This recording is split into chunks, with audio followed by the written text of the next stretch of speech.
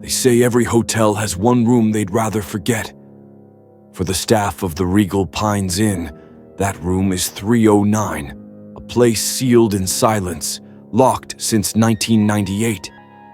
No one dares speak about the guest who checked in and never checked out.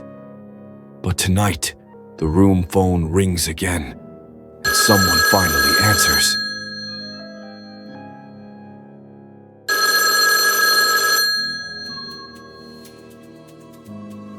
It was 11:47 p.m. when Mara Velasco, a 19-year-old intern working the night shift, heard the phone ring from the front desk. She glanced at the monitor. Every room light was off, except 309, which flickered red. Her heart skipped. Room 309 wasn't supposed to exist on her shift. She picked up the phone. "Front desk, this is Mara," static hissed. Then a woman's trembling voice whispered, "You shouldn't be here." Mara froze. "Ma'am, this is the front desk. Are you a guest?" Silence. Then faintly the sound of a dripping faucet. A click, and the line went dead. She stared at the screen. Room 309 wasn't booked. It hadn't been booked for years. Her coworker, Jonas, peeked over. "You okay? You look like you saw a ghost." Mara forced a laugh. Wrong number. But the color drained from her face when she looked at the monitor again. Room 309's light turned off. Then, slowly, it turned on again. The next morning, Mara couldn't shake the unease. She checked the registry. Room 309 wasn't listed. The rooms jumped from 308 to 310. But she knew what she saw. The monitor flashed 309. Twice. When she asked the head clerk, Mrs. Lorna Reyes, the old woman's expression stiffened. "There's no room 309 here, dear. Not anymore." Mara frowned. "What do you mean, not anymore?" Mrs. Lorna sighed. "That room was sealed years ago, after the incident."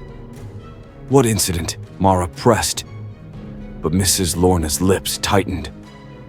"Don't dig into things that don't concern you. Some calls are better left unanswered." That night, Mara returned for her shift. She told Jonas what Lorna had said, but he only shrugged.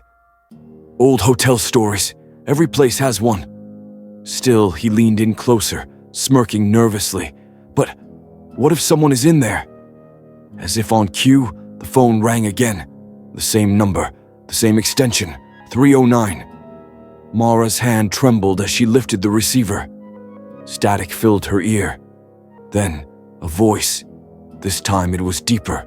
A man's voice, barely audible. "You have her eyes." The line went dead. Jonas chuckled, trying to hide his fear. "Probably a prank. Some drunk guest is messing with you."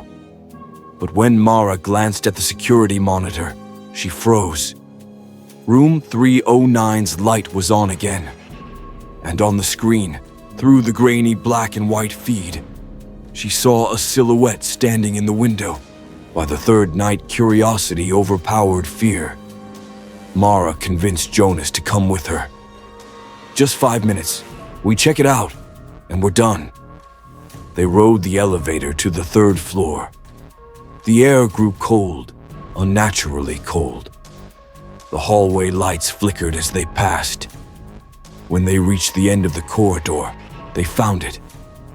A door, painted over with layers of gray, the number 309 barely visible beneath the flakes.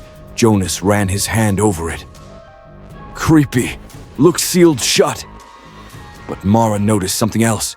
The doorknob was cold. Not just cold. Icy. She pressed her ear to the door. Silence. Then, faintly, a phone ringing from inside. Jonas backed away. "Nope, no way. We're not opening that." But Mara's pulse quickened. She reached for the knob. It turned easily, as if it had never been locked at all. The door creaked open. The room inside was spotless. Fresh sheets, the faint scent of perfume, a half-empty glass of wine on the nightstand. Mara stepped in. "This looks lived in." Then the phone rang again, right beside her. The old rotary phone, dustless and gleaming, as if it had just been placed there. She picked it up. "You shouldn't have opened the door," said the same trembling voice from the first night. Mara stumbled back, heart racing. Jonas grabbed her arm. "Hang up, Mara, now!" But she didn't move. The voice on the line continued, soft, breaking, like someone who had cried for years. "They said he would never find me, but he always does." Then, click. The call ended. The room fell silent. Jonas looked around nervously. "I'm serious. We shouldn't be here." But Mara was drawn to the mirror across the room. It was fogged up, like someone had just showered. She wiped it clean with her sleeve. For a second, her reflection shimmered. Then, another face appeared behind her. A woman's face, pale and terrified. Mara gasped and spun around. No one there. But on the mirror, in faint, dripping letters, were words slowly forming. "Help me!" Jonas yanked her out of the room. They ran down the hallway, breathless, the lights flickering violently as they fled. When they got back to the front desk, the security monitor flickered. Room 309's camera feed showed a woman sitting on the bed, back turned, head tilted slightly, as if she were listening to the ringing phone beside her. The next day, Mara couldn't let it go. She searched the old archives in the manager's office. Most files were missing, eaten by time or mold. But then she found a yellowed newspaper clipping taped behind a filing cabinet. Tragic death at Regal Pines Inn, June 3rd, 1998. Hotel guest, identified as 27-year-old Clara Monteverde, was found dead in room 309 after multiple complaints about phone disturbances. Staff reported hearing the room phone ring for hours before breaking in. The body was discovered seated by the window, clutching the phone receiver. No signs of struggle. Cause of death, cardiac arrest. Mara felt a chill run through her veins. That night she brought the article to Mrs. Lorna. The old woman turned pale when she saw it. "Clara." She was waiting for a call that never came. "What do you mean?" Mara asked. She checked in to wait for her fiancé. He was supposed to arrive that night, but his car crashed on the way here. She died waiting by the phone. Mara's eyes widened. "And the calls?" Mrs. Lorna's voice lowered to a whisper. "Every few years, the phone in 309 rings again, and whoever answers becomes the next one she calls." The next night, Mara made a choice. She went back to room 309, alone. The door was open. The room phone was already ringing. She took a deep breath and picked it up. "Clara," she whispered. "He never came," the voice replied, "but maybe you will." Then the line went dead, and in the mirror, Clara's reflection smiled back. For 3 nights, Mara didn't sleep. She kept hearing faint static, even when the hotel phones were unplugged.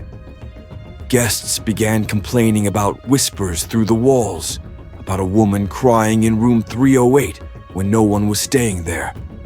Jonas refused to work the night shift anymore. "She's calling you now," he said, eyes dark with fear. "You answered, Mara. It's too late." She tried to laugh it off, but her hands trembled. Every time she looked in a mirror, she swore she saw someone standing just behind her, out of focus. Then, at exactly 11:47 p.m., the call came again.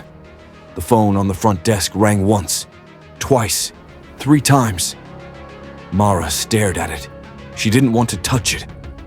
But the longer she hesitated, the louder it grew, shrill, angry, desperate. Finally, she lifted the receiver. Static. Then Clara's voice. "He never found me, Mara.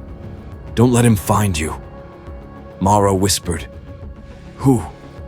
But before she could hear the answer, another voice cut in. A deep male voice. Calm. Cold. She shouldn't have picked up. Then both voices vanished. Mara froze. The call had switched lines. It was now coming from the lobby phone across the room. The second phone began to ring. Mara followed the ringing all the way back up to the third floor. Room 309's door stood wide open, the light spilling out like a dull orange glow.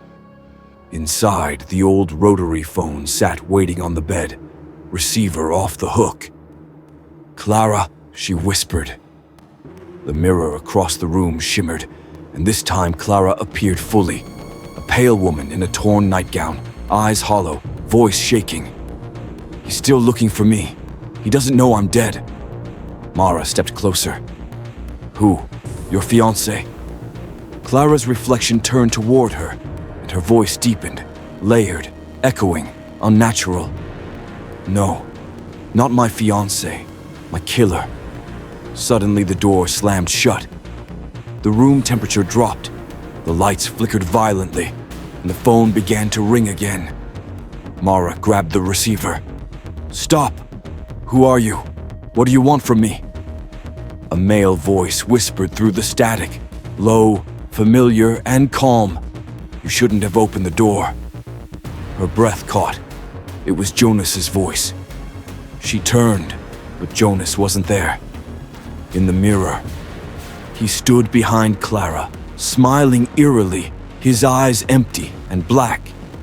Then the phone cord wrapped around her wrist, pulling tighter and tighter.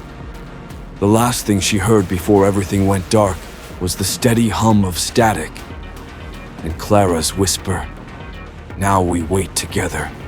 A week later, Mrs. Lorna stood behind the front desk, frowning at the monitor. Room 309's light, off for years, was flickering again. The phone rang. She hesitated, then answered. "Front desk." Static. Then a trembling voice, young, scared. "You shouldn't be here." Mrs. Lorna's face went pale. It was Mara's voice. The line went dead.